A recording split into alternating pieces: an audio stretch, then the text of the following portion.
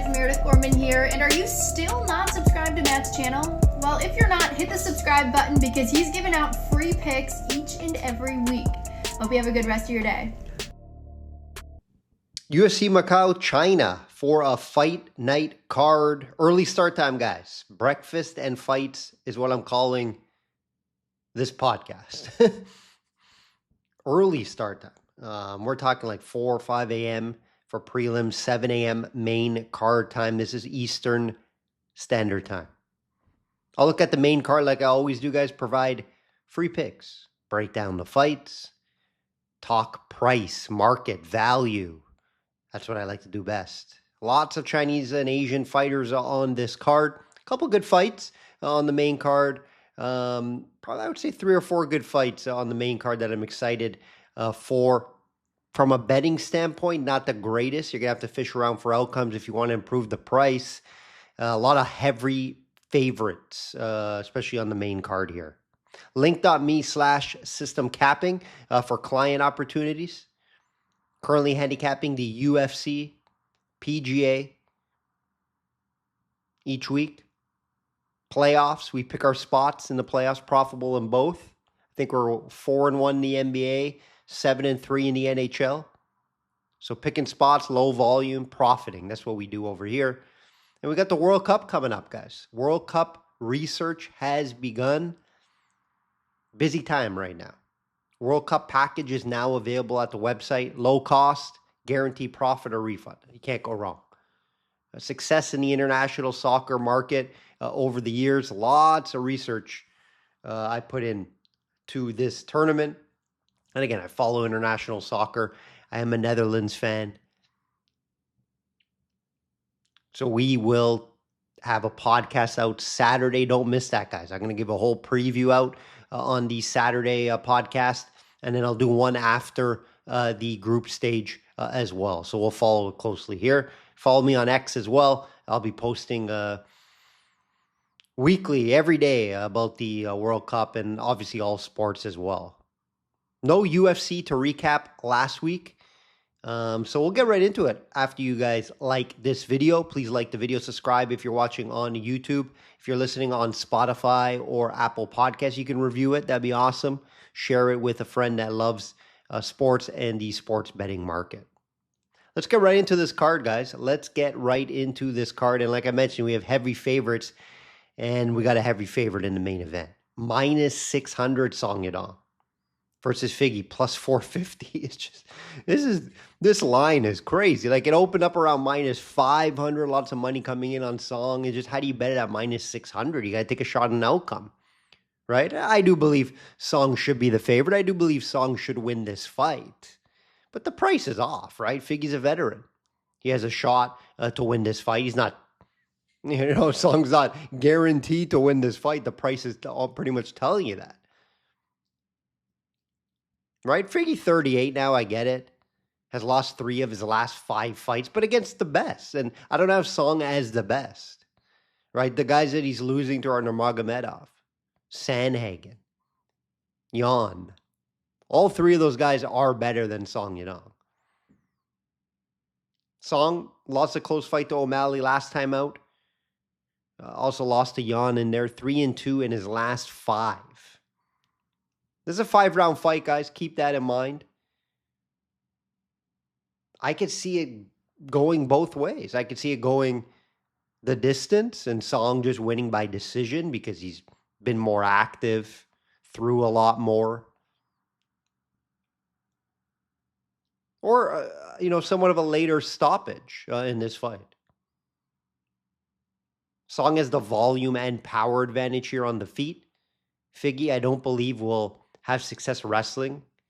He'll maybe try, but Song, even if you do get him down, which I don't believe Figgy will, Song will most likely bounce back up. So I just don't see where Figgy has an advantage here. He's low volume on the feet, right? 2.6 significant strikes landed per minute, guys. Very low.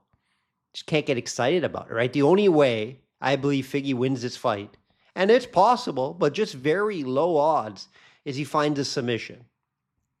Possible, just very low odds. So I could see Song winning this fight multiple ways, right? Winning later in the fight due to volume, heavy strikes, winning by decision just due to his volume and outstriking Figgy. And that's the way I believe this fight goes. Song should win this fight. Just a price, difficult, right? So you got to take a shot at an outcome. When you're taking a shot at an outcome, your odds are going down a little bit, but your price is getting a lot better, right? And you're going to see plus money on both, plus money on outcome, plus money on the finish. And it's difficult. It's difficult to count out. You're pretty much flipping a coin. So like I said, Song wins this fight. Fight at home, of course. So that's going to be an advantage as well. Just hard to get to that money line at minus 600, guys. Right? Outcome, you're flipping a coin. So like I would say, whatever you can get the better price at. I do believe the outcome finish probably a little better, right? TKO, KO would probably be a little better than decision, right? The over and rounds is favored to go over and rounds. So yeah.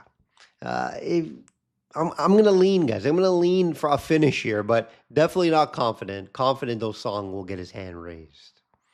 Co-main Zhang, minus 250 versus Menefield, plus 205. Zhang's overvalued here in my eyes, slightly. I do my own numbers. I had Zhang as a minus 185 favorite. Due to a couple of things, obviously Menefield traveling over there, Zhang fighting at home. Zhang has the power to hurt Menefield, and Menefield doesn't have the greatest chin. He's been knocked out 4 times, knocked out in his last fight against Ozdemir. And that's what Zhang does, right? He has power to finish fights. Fun fact, 17 fights in a row, he finished in the first round or was finished in the first round. That's wild. Right? He's a one type of round fighter. You saw in round 2 against Walker. Walker won that fight. Last time Zhang fought, it was to Walker. And Walker beat him in the second round. It's mainly due to leg kicks wearing him down. But you saw when Zhang gets out of the first round, doesn't have a ton. So Menefield, if he could prolong this fight and you're holding a Zhang ticket, you're going to be, holding, closing your eyes, holding your breath there. Because Menefield will become a lot more alive if this gets into round 2 or 3. So Zhang, yes, should get the job done. And if he does win, it should be by finish. So you improve that price from minus 250 to finish the fight. Right? Zhang by TKO or KO. That's the way you're going to want to look here if you bet this fight. And, I do believe both Zhang and Song win. A little Chinese parlay there. But even if you parlay them, minus 250 and minus 600, you're not getting plus money. So maybe Zhang by finish, Song somehow fit him in. You're not getting value here if you like these guys. Let's just be honest. Unless you try to play an outcome to improve the price. But yeah, the Chinese fighter Zhang will be the play. Don't love it, especially due to the price. I think Menefield wins this fight 2 or 3 times out of 10. So enough for me to back Zhang here, but I don't love it. Pavlich, minus 600. Another big price here against Teixeira, plus 450. Again, I do like the Russian to get the job done, but I just hate the price. It's very difficult to get to. There is value on Teixeira. If you guys, it's a heavyweight fight. If you guys bet Teixeira at this price, I wouldn't call you crazy. Right? Training with Pereira we saw recently. He's actually getting the best out of him. But again, that's just a spar, so I'm not going to look at that too much. But he has been training with Pereira. I think if he could somewhat keep distance, jab, get in and out, he has a shot to win this fight. But Pavlich will just come forward and hit him with a big shot, right? Lewis knocked him out, so we saw that he could be finished.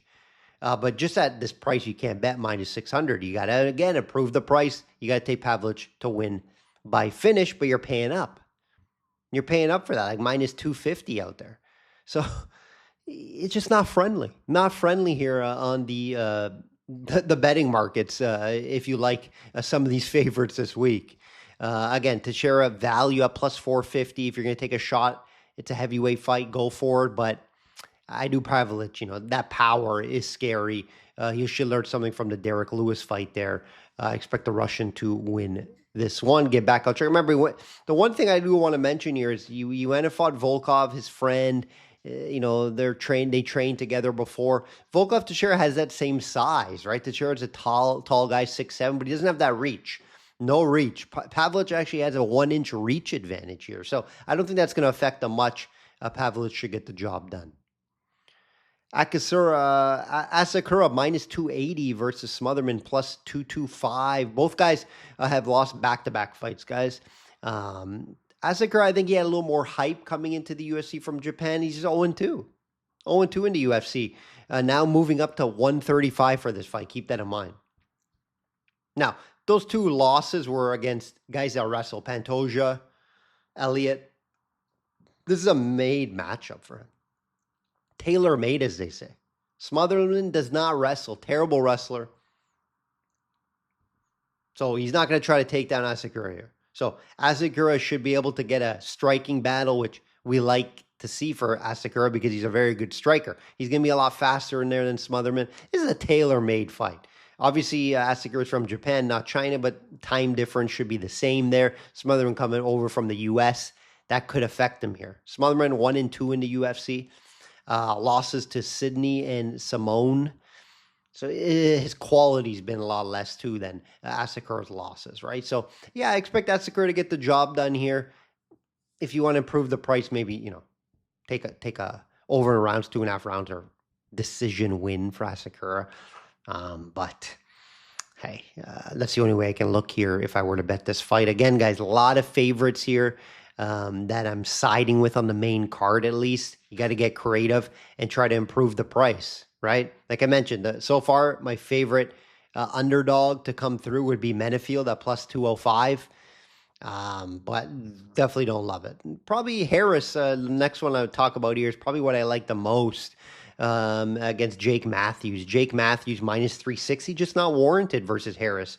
Plus 280. Harris is he's crafty, he's a veteran, has a lot of amateur fights outside of the UFC. I was cashing on Harris actually when early in his UFC career, when they were giving him somewhat easier matchups and not favoring him on the books. I know Harris is one of the more crafty submission artists, and that's how you beat Jake Matthews. Jake Matthews actually has been submitted 4 times, guys. 4 times he's been submitted. And Harris wins his fights due to crafty submission. So if Matthews gets his fight down to the ground, Harris is going to be live to try to pull off a submission here. And you can even get it better than that, plus 280. I have a hard time seeing Harris win a decision. I think Jake Matthews will maybe fish for some takedowns. I think Jake Matthews will be able to outstrike Harris. Harris is on the feet, not terrible. He's just awkward, so he's hard to, fight on the feet. He does have some power, but it is very awkward when he's striking. So excellent submission game. It is live here. It's probably my favorite underdog here on the main card. Doesn't mean I'm going to bet it. If I bet it would probably be by submission and take a shot there at a very small unit. But Harris is live at 280. Great value here. Never bet Jake Matthews at minus 360. Come on, guys. His wins are very low level. Right, he's just coming off a loss to Magny. Matthews just not, he's at best mid-level. I have him right there, similar to a Harris. Right, so, hey, value here on Harris. I haven't pulled the trigger as of yet, but there's definitely some value. That will do it, guys. That will do it. Again, busy week. We obviously, the golf podcast came out already. We got the UFC card over with here, and then big World Cup preview out on Saturday. So look out for that. But happy the UFC's back. We got some big cards coming up. Obviously, UFC 250, the Freedom card is coming up. Very excited for that. That will be a special one. And looking forward to this. Again, I don't actually mind the early card, 7 a.m. I usually wake up at 7 a.m. anyway. So I'm up, fights, make a breakfast, can't complain, go to the gym. Fun day. Like I always say, guys, bet smart and know your limits. Enjoy this card.